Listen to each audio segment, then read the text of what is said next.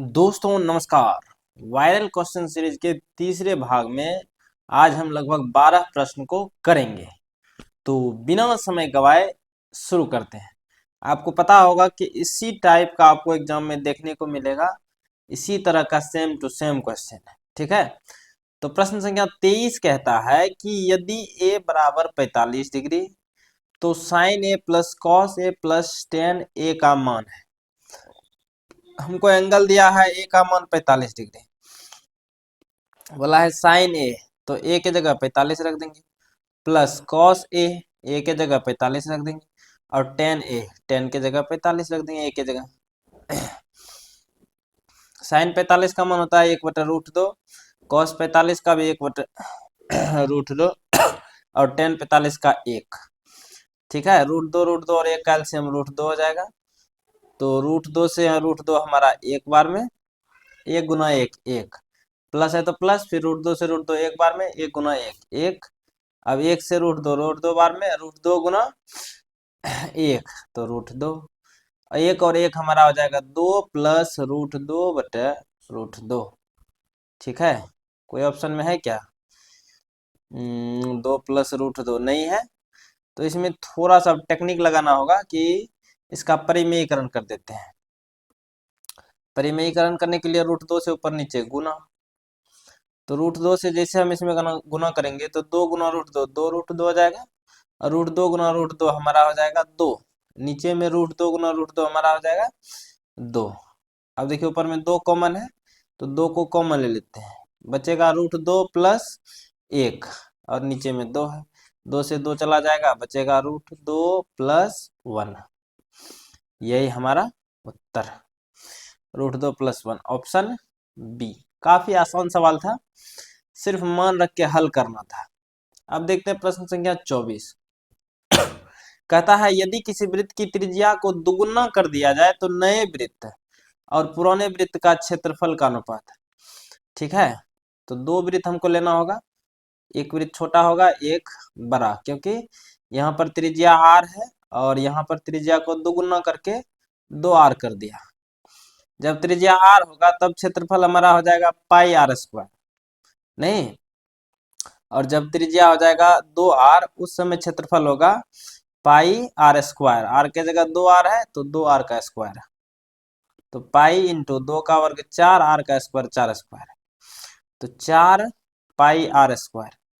अब बोला है अनुपात बताइए, अनुपात। तो अनुपात हम निकाल लेंगे आराम से। पहले वृत्त का क्षेत्रफल πr² और दूसरा निकला है 4πr²। अनुपात मतलब भाग होता है, तो πr² से πr² एक बार में कट जाएगा, तो 1:4। यही हमारा उत्तर। ठीक है, 1:4 हो जाएगा। काफी आसान सवाल था। अब देखते हैं प्रश्न संख्या 25। कहता है कि दो वृत्तों की परिधियों का अनुपात 2:3 है, तो उनके क्षेत्रफलों का अनुपात। तो हम बताए थे अनुपात वाले प्रश्न में चाहे परिधि देकर के क्षेत्रफल पूछे, चाहे त्रिज्या देकर के क्षेत्रफल पूछे, आपको सिर्फ वर्ग कर देना है, उत्तर चले आएगा। ठीक है, तो 2 का वर्ग हमारा हो जाएगा 4, और 3 है तो 3 का वर्ग 9। यही इसका क्षेत्रफल का अनुपात, ऑप्शन ए। अब देखते हैं प्रश्न संख्या 26। 26 कहता है एक वृत्त की परिधि 2 पाई से बढ़ाकर 8 पाई हो जाता है, तो इसका नया क्षेत्रफल। अगर परिधि बढ़ रहा है तो क्षेत्रफल भी बढ़ेगा, नहीं तो क्या होगा, तो इसको कर लेते हैं। तो इस कंडीशन में भी हमारा 2 फोटो बनेगा। वृत्त की परिधि का सूत्र होता है 2πr, और पहले परिधि दिया है 2 पाई, और दूसरे कंडीशन में वृत्त का परिधि जो है बढ़ा करके 8 पाई कर दिया। तो दोनों कंडीशन में पहले त्रिज्या निकालते हैं, तो ये 2 पाई हमारा गुना में है, उधर भेजेंगे भाग में, तो r बराबर 2 पाई बटा 2 पाई हो जाएगा, जो कि 1, यानी r का मान 1। जब वृत्त का परिधि 2 पाई था तब त्रिज्या 1 आया, और इस समय अगर हम क्षेत्रफल निकालेंगे तो πr² होगा, और पाई इंटू आर, आर की जगह 1 रखेंगे तो 1 का वर्ग 1 होगा, तो 1 गुना पाई, पाई हो जाएगा। ये क्षेत्रफल हुआ जब हमारा परिधि 2 पाई था। अब जब हमारा परिधि 8 पाई है उस समय क्षेत्रफल निकाल के देखते हैं। ये 2 पाई गुना में है, उधर भेजेंगे भाग में, तो 8 पाई बटा 2 पाई, तो 2 चौके 8, यानी आर का मान 4 आया। तो क्षेत्रफल हो जाएगा पाई आर स्क्वायर, आर के जगह 4 रख देंगे, तो पाई गुना 4 का वर्ग, 4 का वर्ग 16 इंटू पाई, 16 पाई। तो जब 2 पाई था उस समय क्षेत्रफल पाई हुआ, जब परिधि 8 पाई हो गया तो इसका जो है क्षेत्रफल 16 पाई हो गया। तो क्या हो गया, 16 गुना हो जाएगा न, पाई से 16 पाई हो गया, इसका मतलब 16 गुना क्षेत्रफल हो गया, ऑप्शन सी। प्रश्न संख्या 27, किसी त्रिभुज के शीर्ष बिंदुओं के निर्देशांक इतना इतना इतना है, तो केंद्रक का निर्देशांक, ठीक है, केंद्रक का निर्देशांक निकालने का सूत्र हम बताए थे, x के लिए होता है x1 plus x2 plus x3 बटे 3, और y के लिए होता है y1 plus y2 plus y3 बटे 3, ये त्रिभुज में होता है। ये पहला मान x1 y1, ये x2 y2, ये x3 और y3 बस निकाल देते हैं। तो 4 प्लस 0 प्लस 5, तो 4 प्लस 0 प्लस 5 बटा 3, तो 5 4 9 बटा 3 हमारा हो जाएगा 3, ये x का मान। अब y का निकालते हैं, तो y1 plus y2 plus y3, y1 का मान है 7, y2 का मान 5, 7 5 12, 3 15, तो 7 प्लस 5 प्लस 3 बटा 3, यानी 15 बटा 3 5। तो x का मान 3 और y का मान 5, यही इसका केंद्रक का निर्देशांक, ऑप्शन बी। प्रश्न 28, यदि किसी रेखाखंड के एक छोर के निर्देशांक 4, -5 और मध्य बिंदु 0, 0 हो, ठीक है, तो दूसरे छोर का निर्देशांक, तो मान लीजिए रेखाखंड का ये मध्य बिंदु है ओ, एक छोर का निर्देशांक दिया गया है 4, -5, और ओ का भी निर्देशांक दिया है 0, 0, पूछा है इस छोर का निर्देशांक, तो मान लेते हैं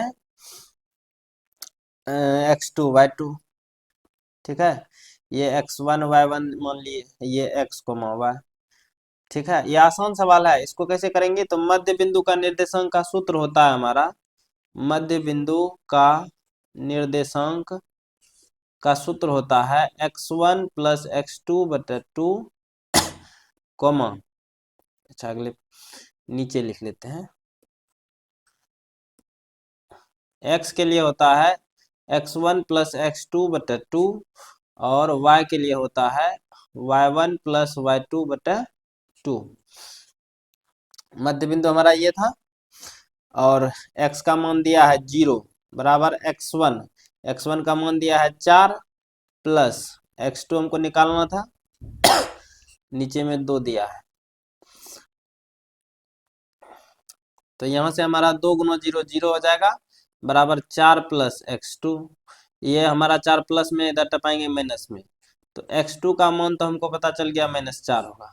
अब y2 का भी निकाल लेते हैं, y के लिए होता है y1 प्लस y2 बटा 2, और y का निर्देशांक भी 0 दिया है, तो 0 बराबर y1 का मान -5, और y2 तो हमको निकालना था बटा 2, ये 2 गुना 0 हमारा फिर से 0 हो जाएगा, बराबर -5 प्लस y2, ये माइनस में है, उधर टपाए प्लस में, तो y2 बराबर 5, यही हो जाएगा।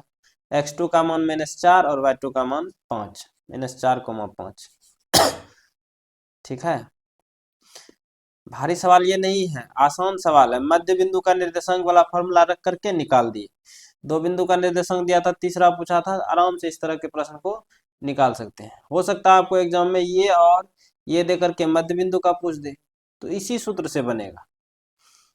अब प्रश्न संख्या 29, यदि ओ 0 0 मूल बिंदु हो और बिंदु P के निर्देशांक -3, -4 है, तो दूरी OP, ठीक है, वो बोला है मूल बिंदु है, मूल बिंदु से दूरी हम बोले थे √x² y², मूल बिंदु से दूरी का सूत्र होता है √x² प्लस y², वो 0 है तो उसका कोई मानना है नहीं, तो -3 का स्क्वायर प्लस -4 का स्क्वायर, ये हो जाएगा। 3 का स्क्वायर 9 और 4 का स्क्वायर यानी -4 का वर्ग प्लस का 16, 16 9 25, 25 का वर्गमूल कितना 5 इकाई। यही हो जाएगा ऑप्शन सी। अब देखते हैं प्रश्न संख्या 30। कहता है एक्स अक्ष पर स्थित किसी बिंदु का निर्देशांक का रूप होगा। एक्स अक्ष पर ध्यान रखिएगा y का मान हमेशा 0, तो एक्स अक्ष पर ये नहीं होगा, ये नहीं होगा, क्योंकि इसमें x का मान दे दिया है y अक्ष पर और इसमें y का मान दे दिया है। एक्स अक्ष पर सिर्फ x का मान रहेगा, y का मान 0, तो ऑप्शन ए। अब देखते हैं प्रश्न संख्या 31।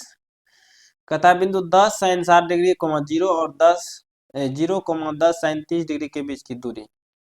तो 10 sin 60 का मान होता है √3/2, 0 और दिया है 0, 10 sin 30 का मान होता है 1/2। पहले निर्देशांक अलग कर लिए, तो 2 पंचे 10, 5 गुना √3, 5√3, 0 तथा 0, 2 से खिलाए 2 पंचे 10, 5। अब इन दोनों के बीच का दूरी इसको मान लेते हैं x1, ये y1, ये x2, ये y2। तो दूरी बराबर क्या होता है √x2 - x1। x2 का मान है 0 - x1, x1 है 5√3 का whole square plus y2 - y1, y2 है 5 घटा 0, 5 में 0 घटाएंगे 5 का वर्ग। अब 0 में -5 घटाएंगे तो हमारा -5 ही हो जाएगा, तो -5 का वर्ग हो जाएगा प्लस का 25, √3 का वर्ग हो जाएगा 3 प्लस 5 का वर्ग हो जाएगा 25।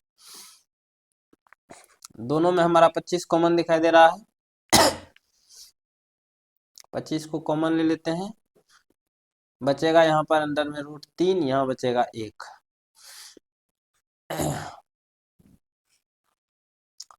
सॉरी, √3 नहीं बचेगा, यहाँ पर बचेगा 3। तो 25 का वर्गमूल 5, इधर बच गया 3 + 1। अच्छा, इसका भी वर्गमूल निकल जाएगा 3 और 1 का वर्ग 3 + 1 हमारा 4 होता है, तो 4 का वर्गमूल 2, 5 गुना 2 10 यूनिट। आराम से निकाल लिए, ठीक है। ये आसान सवाल है, आपको जैसे वर्गमूल निकालना है निकाल लीजिए। मेन समस्या है इसको हल करना कि इसको करते कैसे हैं, ठीक है। हम डायरेक्ट यहाँ पर 25 कॉमन ले लिए, यहाँ बचा 3, यहाँ बचा 25 से कम 25 1, 25 का वर्गमूल 5 हो गया, 3 + 1 4 हो गया, 4 का वर्गमूल 2, तो 5 गुना 10 यूनिट। अब देखते हैं प्रश्न 32। सेक 60, सेक 60 होता है cos 60 का उल्टा। cos 60 होता है sin 30 के बराबर 1/2, 1/2 का उल्टा 2/1, ऑप्शन बी। 33। यदि a + b बराबर 90 डिग्री तो cot a बराबर है, a को निकालिए पहले, a + b 90 है, तो a बराबर हो जाएगा 90 - b, ठीक है। हमसे बोला है cot a, तो a के जगह हम रख सकते हैं 90 घटा b, नहीं रख सकते हैं, तो cot 90 - b, cot 90 - थीटा क्या होता है tan थीटा, थीटा के जगह b है, तो tan b, ऑप्शन सी। प्रश्न 34। प्रश्न 34 कहता है यदि cos थीटा बराबर 12/13 तो कोसेक थीटा।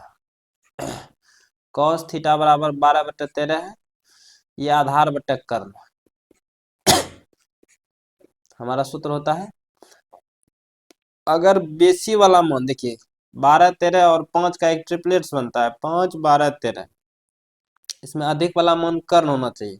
अधिक वाला मान कर्ण है कि नहीं, इसका मतलब लंब हम जो निकालेंगे वो हमारा 5 ही आएगा।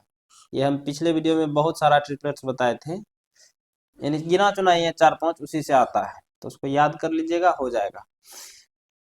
पूछा है कोसेक थीटा। कोसेक थीटा होता है कर्ण बटे लंब, कर्ण बटे लंब। कर्ण का मान दिया है 13 और लंब निकाले हैं 5, 13/5, यही हमारा जवाब। प्रश्न संख्या 35 देते हैं किसी मीनार की ऊंचाई 35 मीटर है, जब सूर्य का उन्नयन कोण 45 डिग्री हो तो मीनार की छाया की लंबाई जमीन पर क्या होगी, ठीक है। तो यहाँ पर एक हम बढ़िया सा डायग्राम बना लिए फटाक से। ये मान लेते हैं मीनार है, इसका ऊंचाई दिया है 35 मीटर। अब उन्नयन कोण मतलब ये वाला कोण दिया है 45 डिग्री, पूछा है छाया की लंबाई मतलब ये। नाम दे देते हैं ए बी सी। तो बी सी हमको निकालना है, ये होगा छाया। तो लंब और आधार का रेशियो 10 से बनेगा। टेन थीटा बराबर लंब है ए बी और आधार है बी सी, और थीटा की जगह 45 है और लंब का मान दिया है 35/BC। 10/45 का मान 1 बराबर 35/BC। यहाँ से हम कैंची वाला गुना कर देंगे, तो BC गुना 1, BC बराबर 35 गुना 1, 35 मीटर। यही हमारा सही जवाब है।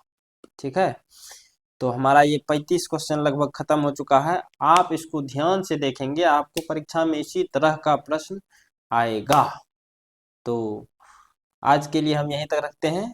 अपना ख्याल रखें, बड़ों का सम्मान करें। जय हिंद, जय भारत।